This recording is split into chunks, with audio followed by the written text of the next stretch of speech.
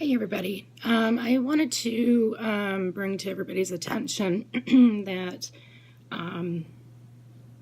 I have had gallbladder surgery back late December. And the reason why I'm doing this vlog is because apparently after, I should say, well, after the gallbladder removal, they noticed that my liver was not looking too good, and the doctor decided to do some biopsies on it. So I had waited quite a while to get the results, and I ended up going in last week to the surgeon, and she ended up basically telling me that I have cirrhosis of the liver, and that she would refer me to another doctor in Traverse City. And that was about it. No other information or anything. So I've been trying to research a little bit, which probably isn't good, but because the internet has a whole bunch of stuff out there which is untrue or stretched or whatever. But anyhow, the situation is that I ended up calling my doctor, and I let her know that why don't we go ahead with going to Grand Rapids and seeing a doctor down there, because she had mentioned to me also this week that they have some really good doctors down there that deal with fatty liver, a lot of gastro, problems, etc. And seeing that I already have diabetes, it's either one of the side effects or causes of fatty liver is the diabetes, or it's the liver not functioning to the full capacity, and then you end up, getting a fatty liver. You become insulin resistant, which can cause type 2 diabetes, or you can also get type 1 in young, in children. But so I'm doing this vlog, and I'm going to do this for probably quite a while. Kind of do follow through, and if it helps anybody else with information, family member has the same thing that I have or similar or whatever, maybe it'll help them. I just feel the need that I need to do this. I can feel kind of proactive in all this. It's doing a lot of thinking and a lot of soul searching here the past little while, and I do know that I have had probably for the past 8 months or so some extreme fatigue. Couldn't figure out what it was. Constantly ended up getting a blood test done, my routine blood test for my liver, kidneys, A1C, all of that, with my diabetes, etc. And it was different than just being tired because of my diabetes. This was just like straight up fatigue. I just could not keep my eyes open. I could be sitting and boom, I'm out. I'm tired. And couldn't figure it out. My blood platelets had kind of taken, over a period of maybe a year, kind of a nosedive. Your blood platelets are supposed to be like from 150,000 to like 400,000, whatever. Mine was 104,000. And also it had went up a little bit, 140,000, which is still a little bit low, because I'm sorry, it was supposed to be 150,000 to 400,000. So mine was still either right under 10 points under the number, or 10,000 points under the number that it's supposed to be within range, or 36,000. So couldn't figure out what was going on. And the research that I've done here, that I personally have found out in my research, that the liver, when it's not functioning right, it will make your blood platelets quite low. And one of the first signs of liver disease is the fatigue. And you have like cirrhosis level 1, 2, 3, and 4. And they're saying I'm in 4, which is a total shock to me. As far as liver transplant, that you have to go through all these different levels. You have to meet certain criteria in order to get a liver transplant. I do know that. I'll know more when I actually see and have the appointment and go down and I see the specialist down there. They'll be able to give me my exact diagnosis. They're saying I'm 4th stage, which is kind of a blow, because usually what you read on the internet is, well, 4th stage, there's nothing you can do. But I've also done some research on, like, of course, your diet, exercise, seeing a doctor, getting on the right medicine to help stop more damage. So your life expectancy prognosis is much more.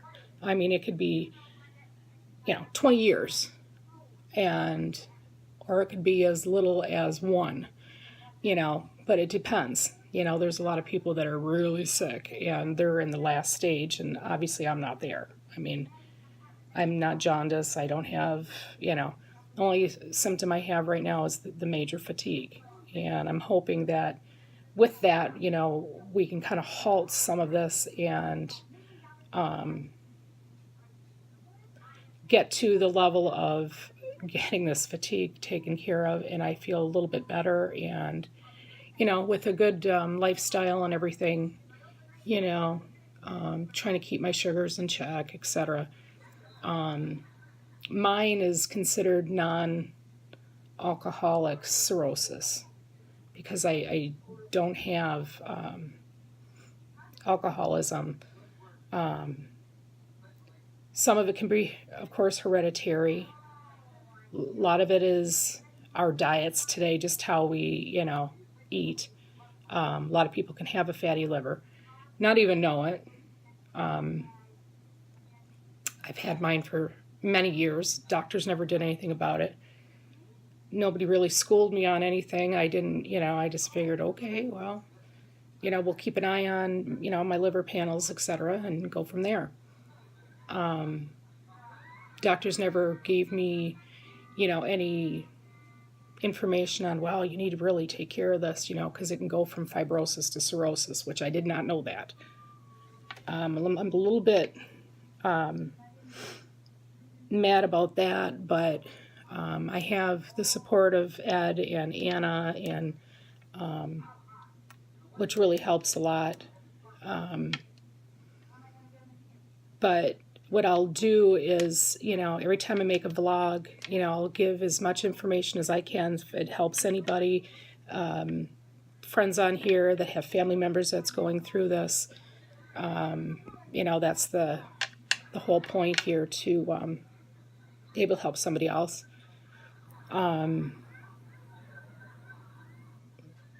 It's kind of a wake-up call, rude awakening for me. I've kind of had a bumpy road here the past 8 months, with a few things, and this one really just kind of hit me hard. But I also think, it was meant to be. I had to get this gallbladder removed. I've had problems with that for years, and ultrasounds, and they've seen my liver, they've seen my gallbladder, and nope, you don't have any problems with your gallbladder. And I still had issues, like, physically. And they finally, 10 years later, oh, yep, you've got a gallstone, we need to yank it out, your gallbladder is real sluggish, it's not working right, etc. So once again, I ended up taking, the risk and having the surgery and etc. So it's a blessing, because I would have not known how bad my liver was, and, the biopsy, whatever. But if it helps anybody, step by step, and the treatment that I'll be getting, and, eventually prognosis, etc. If it helps anybody else, and they can, whether it's happening to them or a family member, and, I'll be able to let the doctors, how great they are, what kind of treatment, etc. The main thing is your diet. Lots of fruits, lots of vegetables, a lot of protein, minus red meat, because it's real fatty. But if you can get like your protein in other areas, beans, etc., that's really a good thing. But drinking a lot of water, which I do. I drink a lot, especially when I'm at home here. I'm constantly drinking loads of water, so you can flush your system. And believe me, it's supposed to work, and it's supposed to completely flush kidneys, your liver, because it's a filter. And all the toxins breathing in. I mean, I breathe in chemicals, at work. You know what I mean? It's a combination of a lot of stuff. And you throw in with my, DNA and, different things that I'm prone to, just my makeup, it's just the way it is. I had an aunt that had liver cancer. I don't know if she had cirrhosis prior to that. I'm not sure, but usually what happens is you have a fatty liver, then it goes to fibrosis, it goes to cirrhosis, and then it can go to liver cancer. And, my mom, she had some problems with her liver. So I hope I don't pass this on to Anna, but it's, it's what it is, and I'm ready to, hit this head on and fight this as much as I can, and because I'm not ready to go anywhere at this point. I mean, nope. I got too much stuff to do, too much fun to be had, and, watch Anna grow up and become a teacher, and, have grandchildren, etc., etc. But I think it all has to do with how you take care of yourself. It's, I'm already trying to do what I've been trying to do for the past, 15 years, 12 years, is low carb diet, which is very hard to do. I try to eat as healthy as I can. I do slip, and I know I do slip, but I also feel that if you end up taking away everything, you're setting yourself up to fail. So when I have a craving for something, I will have it, but it's called portion control.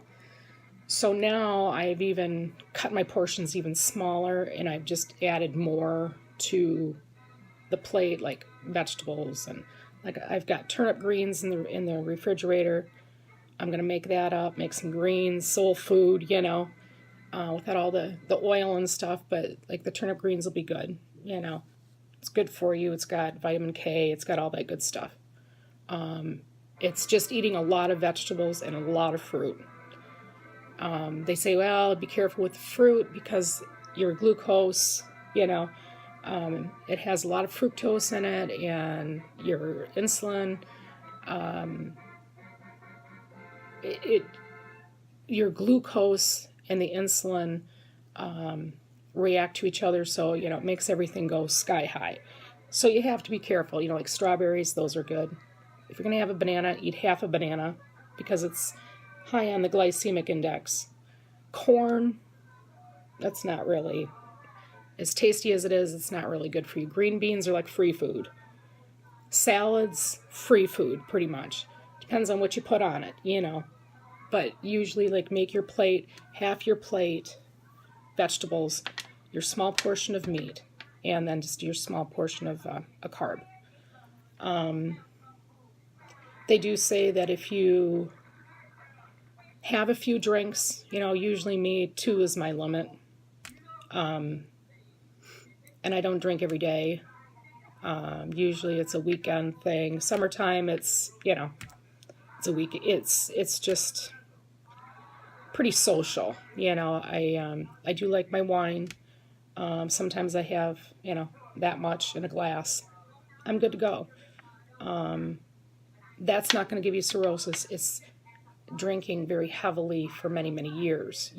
So people that maybe have a problem with alcoholism, the best thing they can do is completely stop.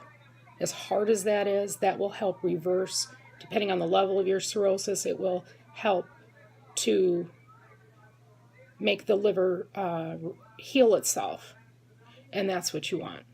You want to be able to be in that stage where you can heal that liver, because it can rejuvenate. It just depends on what level you're at. But there has been some people at that last stage that they say I'm at, that it's non-reversible because of the scar tissue. There has been people that have said that they just got real strict, hyper strict with their diet and exercise and taking their medicine and following exactly your doctor's orders, and they've been able to reverse it. So it's how bad you really want it, and I'm willing to do anything. Ed and I, we've got plans, Ann and I, we've got plans. It's like, no, that ain't happening. You're going to have to fight me, because I'm willing to go right to the end with this. I'm not jumping the gun and saying, oh, okay, well, I've, prognosis 1 to 3 years. No. I'm not saying that at all. The doctors, as many tests as they will run and do, they'll tell me, but I'm finding peace within this, because I know, okay, this is what I need to do. It's a wake-up call, kind of a warning. So I'm going to take that heed and, take that warning. I mean, I've seen my parents, they've had warnings with them with their health issues when they were my age, and they didn't listen. And it was really kind of sad, because it affected them later on in life, And I don't want to do that to Anna, and she needs me, and, I need her, and Ed needs me, and I need him. We're partners in this, and I think it'd be very selfish if I just, gave up. So that's kind of where I'm at right now, and when I find out more, I will do a vlog every step of the way. And like I said, I'm here to help anybody with, if they're going through the same thing, if they have family members, any little information that I have, I'll get on here and pop it up and maybe send you a link or something. It's kind of my way of kind of reaching out and, that healing process. So God bless, and I will talk to you guys soon. Bye.